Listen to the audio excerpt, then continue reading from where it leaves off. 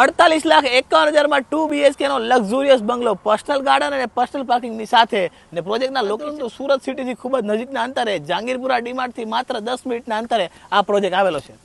પ્રોજેક્ટનું નામ છે મહંત અંતારા બંગલોઝ. આ પ્રોજેક્ટ 38 બંગલોનો પ્રીમિયમ પ્રોજેક્ટ છે ને પ્રોજેક્ટના બંગલોની વાત કરું ને તો 134 વારથી લઈને 284 વારના પ્રીમિયમ બંગલો બનવાના છે.